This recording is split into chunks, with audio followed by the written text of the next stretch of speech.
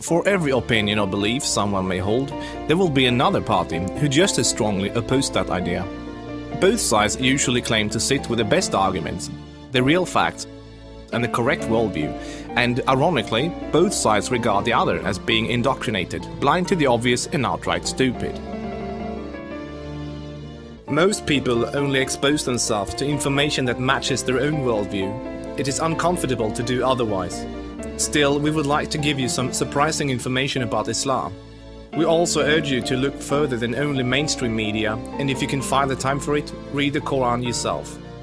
To get you started, we'd like to present you 3 things you probably did not know about Islam. 1. Islam has not been hijacked. That Islam has been hijacked is what non-Muslims naturally assume, because they assume all religions are the same. The reason non-Muslims are so easily confused is that most of us don't realize the difference between the Quran and every other religious book we are familiar with. The Christian Bible is a collection of writings from various authors, written sometimes hundreds of years apart, with parables, advice and dreams, all collected together into one book. Same with the Jewish Torah. Even those of us in the West, who are neither Christians nor Jews, are still familiar enough with these religions to know this much, and therefore we assume the same is true for the Quran. But the Quran is only one book written by one man in his own lifetime. It is meant to be taken literally, and it is not full of symbolism or vague analogies. It is mostly direct commands. Of course, the Quran contains contradictory statements, just like other religious books. But the Quran itself provides the reader with a way to know what to do with the contradictions. It's explained in the Quran that if you have 2 passages that contradict each other, the one written later supersedes the one written earlier. Most Westerners are unaware that the peaceful, tolerant passages were written early in Muhammad's prophetic career. According to the Quran, those passages have been abrogated by later, more violent and less tolerant passages. So, when most Westerners hear jihadists quoting violent passages from the Quran, and then peaceful Muslims quoting peaceful passages, they interpret that the way they would if someone was quoting the Bible or the Torah.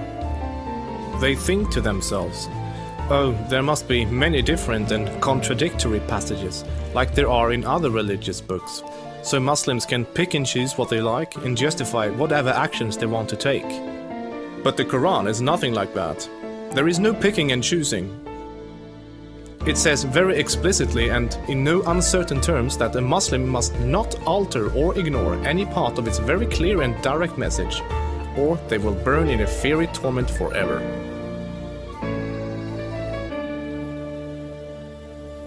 2. Striving to institute worldwide Sharia law is a religious duty. Many people don't realize how politically oriented Islam is at its core. In fact, Islam is less of a religion than it is a religious ideology. It includes a mandatory and highly specific legal and political plan for the whole society, Sharia. There is no separation between the religious and the political in Islam. Rather, Islam and Sharia constitute a totalitarian means of ordering society at every level, including ritual worship, transactions and contracts, morals and manners, beliefs and punishments. In the Quran, Allah makes it clear that man-made governments, such as a democracy, and free speech, such as criticizing the Quran, are abominations and must be eliminated. The modern expression creeping Sharia is used to describe the slow, deliberate and methodical advance of Islamic law in non-Muslim countries. Official Sharia courts already operate in the UK, handling cases ranging from divorce and financial disputes to domestic violence.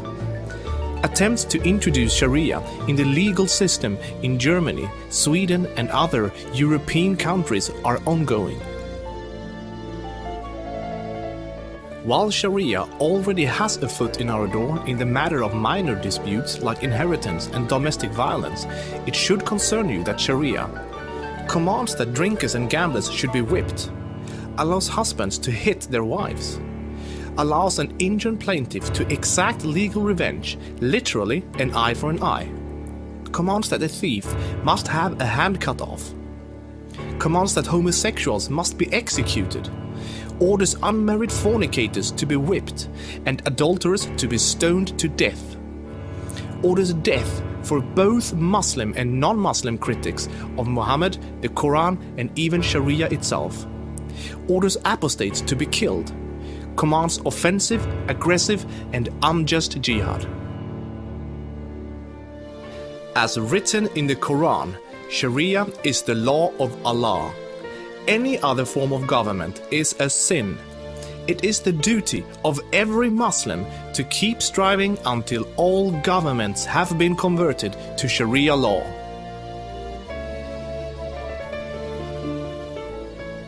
Three, Muslims are allowed to deceive non-Muslims if it helps Islam. For non-Muslims, this principle, called Taqiyya, is another surprising concept of Islam. While most other religions speak highly of truthfulness, the Quran instructs Muslims to lie to non-Muslims about their beliefs and their political ambitions to protect and spread Islam. There are many examples of today's Islamic leaders saying one thing in English for the Western press and then saying something entirely different to their own followers in Arabic a few days later. Deceiving the enemy is always useful in war, and Islam is at war with a non-Islamic world until the whole world follows Sharia law. All non-Muslims living in non-Islamic states are therefore enemies. So deceiving Westerners is totally acceptable, even encouraged, if it can forward the goals of the spread of Islam. As a recent example, the Islamic American Relief Agency were seemingly raising money for orphans, but in fact giving the money to terrorists. They deceived good-hearted Western infidels into giving money to organizations that were actively killing Western infidels. Do the research yourself, this is not an isolated case. Islam as a religion of peace. Muslim organizations worldwide often declare that Islam is a religion of peace. But what does that really mean? It seems easy for a Muslim to quote a peaceful verse from the early parts of the Quran, while, by following the principle of Taqiyya, neglecting to mention the fact that it has been officially abrogated by later, more violent verses.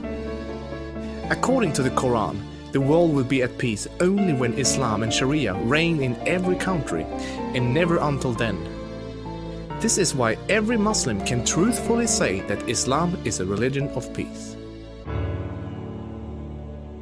If any of these points took you by surprise, then there is surely much more you still don't know. This subject will affect you in the near future, so take the chance to inform yourself now before it does.